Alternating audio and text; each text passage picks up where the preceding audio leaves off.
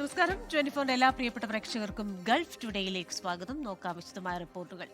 Saudi ജയിലിൽ കഴിയുന്ന കോഴിക്കോട് സ്വദേശി അബ്ദുറഹീമിന്റെ മോചനവുമായി ബന്ധപ്പെട്ട കേസ് ഫയൽ ഗവർണറേറ്റിൽ നിന്ന് ബന്ധപ്പെട്ട വിവിധ വകുപ്പുകളിലേക്ക് കൈമാറി ശിക്ഷയിൽ ഇളവ് നൽകി അബ്ദുറഹീമിനെ മോചിപ്പിക്കണമെന്നാണ് അഭിഭാഷകർ ആവശ്യപ്പെട്ടിരിക്കുന്നത്.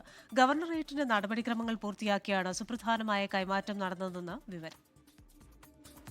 റിയാദ് ജയിലിൽ കഴിയുന്ന അബ്ദുറഹീമിന്റെ മോചനവുമായി ബന്ധപ്പെട്ട ഫയൽ വിവിധ സർക്കാർ വകുപ്പുകളിലേക്ക് അയച്ചതായി റിയാദിലെ നിയമസഹായ സമിതി അറിയിച്ചു. ഇതു സംബന്ധമായ വിവരം അഭിഭാഷകർക്കും ഇന്ത്യൻ എംബസിക്കും പവർ ഓഫ് അറ്റോർണി സിദ്ദീഖ് തൂവൂരിനും ലഭിച്ചു. നിലവിൽ 19 വർഷത്തിലധികം ജയിൽ ശിക്ഷ പൂർത്തിയാക്കിയ അബ്ദുറഹീമിന് അവശേഷിക്കുന്ന ശിക്ഷാ കാലയളവിൽ ഇളവ് നൽകി മാപ്പ് നൽകണമെന്നാണ് ആവശ്യം. വധശിക്ഷ റദ്ദാക്കാനായി 15 മില്യൺ റിയാൽ ദിയ നൽകുകയും ദീർഘകാലം ജയിൽ ശിക്ഷ അനുഭവിക്കുകയും ചെയ്ത സാഹചര്യം പരിഗണിച്ച് ശിക്ഷയിൽ ഇളവ് നൽകണമെന്ന് അഭിഭാഷകർ ആവശ്യപ്പെട്ടു. അബ്ദുറഹീമിന് വേണ്ടി അഡ്വക്കേറ്റ് റന, അബു ഫൈസൽ എന്നിവർ മുഖേനയാണ് നിയമസഹായ സമിതി റിയാദ് ഗവർണർക്ക് അപേക്ഷ നൽകിയത്.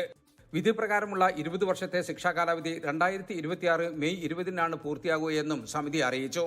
സൗദി ബാലൻ കൊല്ലപ്പെട്ട കേസിൽ വധശിക്ഷയ്ക്ക് വിധിക്കപ്പെട്ട അബ്ദുറഹീമിന് ദിയാധനം നൽകിയതിനെ തുടർന്നാണ് സൗദി കുടുംബം മാപ്പ് നൽകിയതും വധശിക്ഷ റദ്ദാക്കപ്പെട്ടതും. എന്നാൽ പൊതു അവകാശപ്രകാരം കുറ്റക്കാരനാണെന്ന് കണ്ടെത്തിയതിനെ തുടർന്ന് റിയാദിലെ അപ്പീൽ കോടതി 20 വർഷം തടവിന് ശിക്ഷിക്കുകയായിരുന്നു. ഈ വിധി പിന്നീട് സുപ്രീം കോടതി ശരിവച്ചു. ഇതിൽ ഇളവ് നൽകി ഉടൻ മോചിപ്പിക്കണമെന്നാണ് ഇപ്പോഴത്തെ ആവശ്യം. ജലീൽ കണ്ണമംഗലം, 24 ജിദ്ദ.